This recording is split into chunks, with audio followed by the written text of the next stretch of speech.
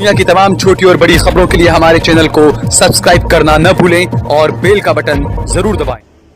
नमस्कार साथियों, आप सभी का स्वागत है। बड़ी इंटरेस्टिंग चीज लेकर आई हूँ आपके बीच में, सुनेंगे तो बहुत मजा आएगा। आज कांग्रेस ने प्रेस वार्ता करके सुझाव दिया। लाला आमदेव, समझ रहे होंगे मैं किसके लिए बात कर रही हूँ, समझदार है। लाला आमदेव को देश का वित्त मंत्री बना देना चाहिए। और ये भी सुझाव दिया कि जय शाह, जानते हैं जय शाह, हाँ, इन्हें जो है वित्त राज्य मंत्री बना देना चाहिए। क्यों दिया कांग्रेस ने ये सुझाव, सुनेंगे तो अच्छा लगेगा। खास तौर से अगर आपके पास रुचि सोया के शेयर हैं तो रिश्तेदार आपके अब आपको पूछने लगेंगे जो आपको पूछते नहीं थे। अब आइए, कहानी बड़ी इंटरेस्टिंग है, ध्यान से सुनिएगा। रुचि सोया कंपनी ने कर्जा लिया 12,140 करोड़ का। क्या हुआ उसके बाद? रुचि सोया कर्ज में डूब गई, कंपनी डूब गई। कर्ज लिया था एसबीआई बैंक से, पंजाब नेशनल बैंक से, जो पब्लिक बैंक है, सरकारी बैंक है, जिसमें आपका हमारा देश के लोगों का पैसा है। अब कंपनी ने हाथ कर लिया, मेरे पास कर्ज चुकाने के लिए पैसा नहीं है, मैं अपनी कंपनी को बेचना चाहता हूं। अब आया एसबीआई के पास में। एसबीआई ने कहा जी मुझसे तो आपने 1,816 करोड़ लिए थे। एसबीआई ने कहा रुचि सोया को मेरे 1,816 करोड़ वापस कीजिए। रुचि सोया ने कहा जी मेरे पास तो है नहीं, सेटलमेंट कर लीजिए। सेटलमेंट हुआ कि ठीक है, एसबीआई 1,000 करोड़ रुपया छोड़ देता। दया आ गई रुचि सोया पर, छोड़ दिया। एसबीआई ने 1,000 करोड़ छोड़ दिया। बाकी सेटलमेंट हुआ कि ठीक है, अब ऐसा करिए 800 करोड़ तो दे दीजिए। तो रुचि सोया ने एसबीआई को 1,816 करोड़ में से 1,000 करोड़ माफ करके 816 करोड़ देकर बैठ गया। अब उसके बाद रुचि सोया ने अपनी कंपनी की बोली लगाई, सुनिएगा ध्यान से। बोली जब लगाई तो खरीदारों में कौन आया? 3 ही लोग बचे इस देश में, पूंजीपति अदानी, अंबानी और लाला आमदेव की पितांजलि। बोली में पितांजलि ने रुचि सोया कंपनी को, जो 12,000 करोड़ के कर्ज में डूबी हुई थी बैंकों का पैसा लेकर, उसे 4,350 करोड़ में खरीद लिया। पितांजलि ने कितने में खरीदा रुचि सोया को? 4,350 करोड़ को। अब लाला आमदेव के पास कहां से पैसा आएगा? कंपनी तो खरीदनी है, 4,350 करोड़ में खरीदनी है, पैसा नहीं है। ये गए फिर एसबीआई के पास। अब पितांजलि जाती है उसी एसबीआई के पास जिसके पास रुचि सोया ने पैसे लिए थे और वापस नहीं कर पाया। एसबीआई ने कह दिया लाला आमदेव, जिस कंपनी को आप खरीद रहे हैं उसके शेयर 10 रुपए 17 रुपए में, कंपनी कर्जे में डूब गई है। उस कंपनी को खरीदने के लिए एसबीआई आपको कर्ज नहीं दे सकता है, क्योंकि वो कंपनी डूब गई, पैसा डूब गया, आपसे भी उबर नहीं पाएगी। एसबीआई ने मना कर दिया। लेकिन एसबीआई की मजाल क्यों, उसे पता नहीं था लाला आमदेव के संबंध पीएमओ तक है। सरकार बनाने में, काले धन के ऊपर पूरा आडंबर करने में लाला आमदेव का कितना हाथ है। एसबीआई को फोन आ गया कि लाला आमदेव को पैसा तो देना होगा।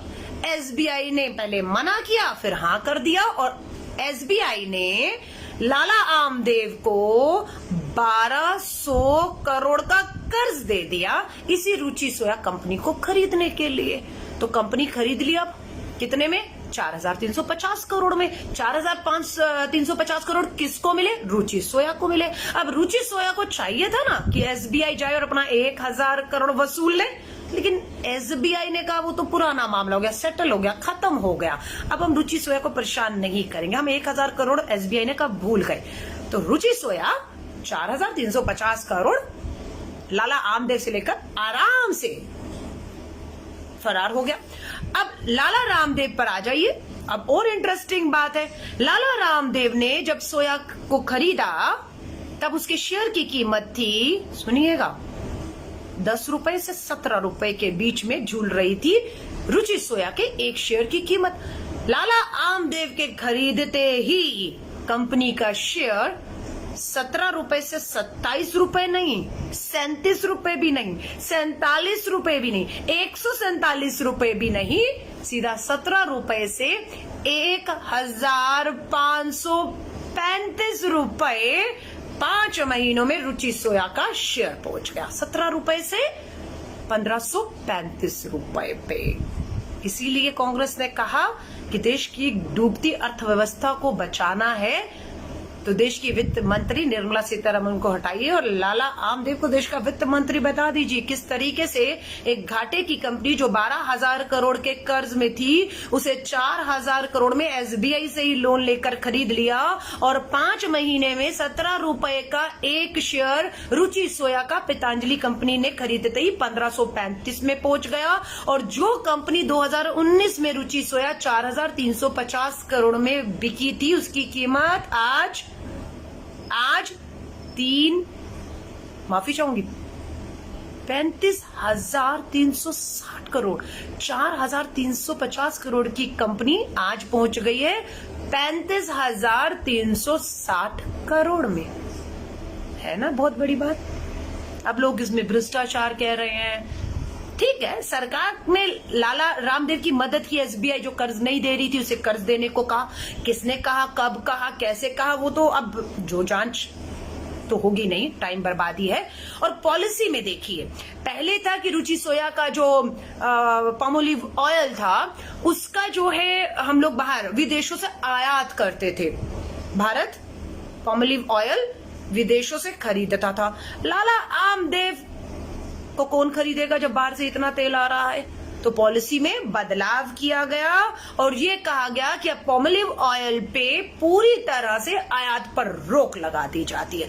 जब बाहर से विदेश से तेल देश में नहीं आएगा तो फिर तो एक ही खिलाड़ी बचा, पतंजलि के लाला आमदेव। अब सबको उन्हीं का खरीदना है, कोई और तो है ही नहीं बचा इन्हीं मैदान के अंदर। और जब उनके खरीदे तो 17 रुपए का शेयर 1535 रुपए पर पहुंच गया। इसीलिए अब इसमें आपको कुछ भ्रष्टाचार दिख रहा है, मालूम नहीं। 4,000 करोड़ की कंपनी आज 35,000 करोड़ की होगी मात्र 5 महीनों में। इसका 17 रुपए का शेयर जो है वो 1535 रुपए का हो गया। पॉलिसी में बदलाव हुआ।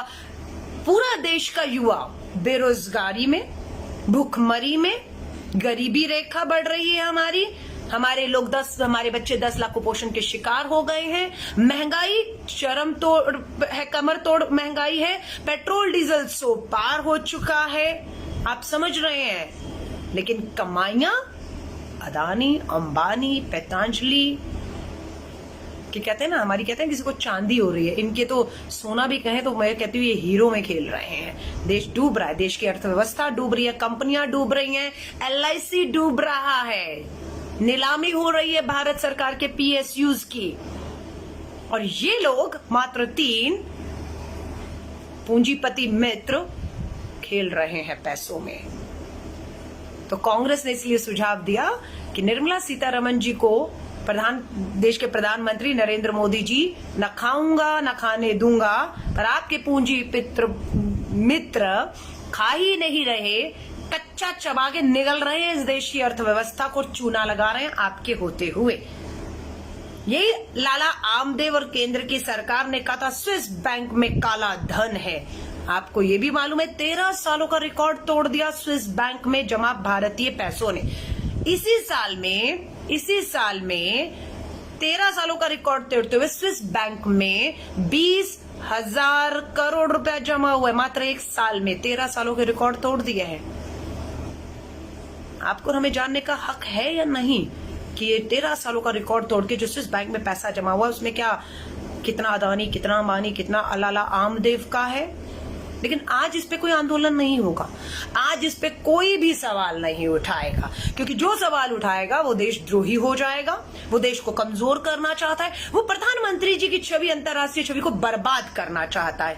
इसलिए आपसे कहूंगी, ये बात मैंने आपको बताई है, लेकिन आपको किसी को नहीं बतानी है। चुप करके रात के लगभग 10 बजने पर आ रहे हैं, सो जाइएगा और सुबह तक इस बात को भूल जाइएगा कि इस देश में न खाऊंगा न खाने दूंगा के कान के नीचे, नाक के नीचे किस तरीके से डूबती कंपनियों के पैसा माफ कर दिया जाता है एसबीआई द्वारा 1000 करोड़, और उसी कंपनी को खरीदने के लिए दूसरी कंपनी को फिर 1200 करोड़ दिया जाता है, और वही कंपनी का शेयर 17 से 1500 पहुंच जाता है। वही कंपनी जो 4000 करोड़ की थी 5 महीने के अंदर 35,000 करोड़ की आ जाती है।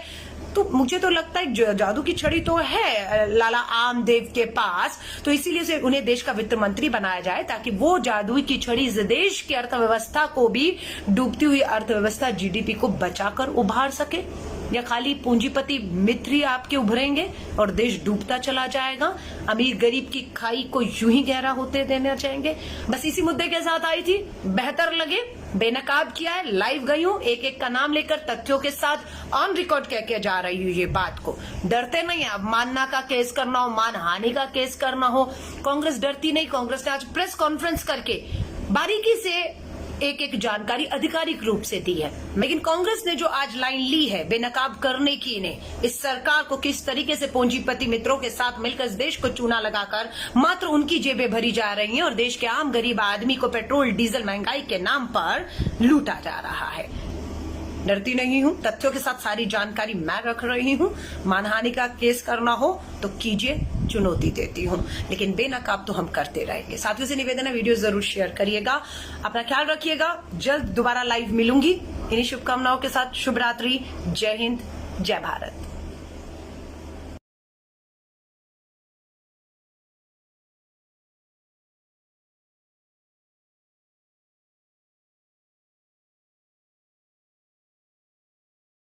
आप देख रहे हैं देश लाइव, देश की आवाज।